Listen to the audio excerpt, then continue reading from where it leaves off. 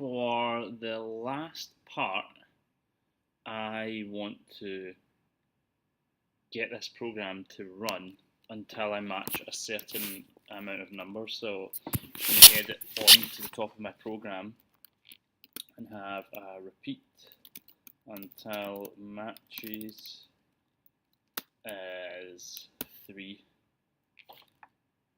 And I'm going to have a variable called tries at the beginning, which will set to 0. Oops. And every time this loop executes, I want to add 1 to tries, so I want to do while matches is less than 3. And if it gets 4, then that will be great. So I'm going to take out the print parts because we know that they're working.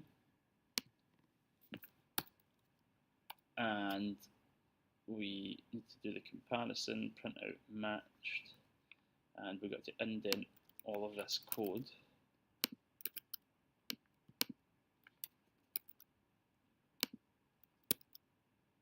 And we will keep this part out of the loop actually. So every time this loop executes, we have to say tries equals tries plus 1. Then we get a lucky dip. We draw out the numbers and we work out the number of matches we have. Now I've got to change this one to matched, sorry. Well, matched is less than 3, we want to just keep going. And then after that loop's completed, print it took you tries to get 3 or more numbers matched. Now this could potentially take a while when we run the loop.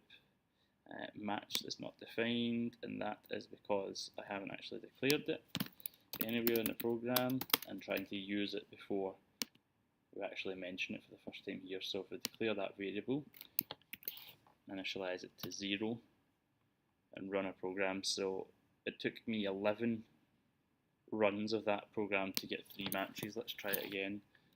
See, and then that one took 145 tries to get 3 or more numbers matched. That time it took 7, 52. Now if we want to see how long it takes to match 4 numbers, you might get lucky, it might be quick, but there it was over 1,000 tries to get that one. 700 to match that numbers, 12,000 to match 4 numbers. 1,200, sorry, not 12,000. Now 5, and again, unless we're really lucky, it could take a long time here.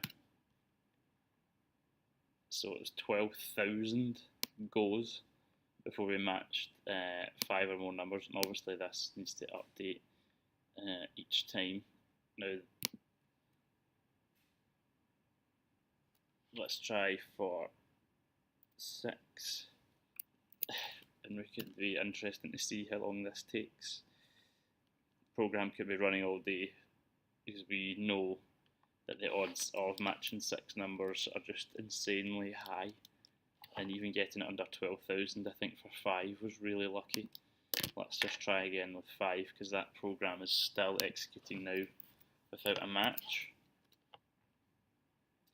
Oh, there we go, it actually did. It took nearly 500,000 tries to get 6 numbers, and then this one, so it eventually got there with 6, and you can see it's actually not as slow as if, or as it would be if we were printing the array every single time here. So see if you can implement that. It's quite interesting to see how many tries it would take you to achieve matching the different numbers, and obviously the odds of it are more difficult or higher with the more numbers you try to match.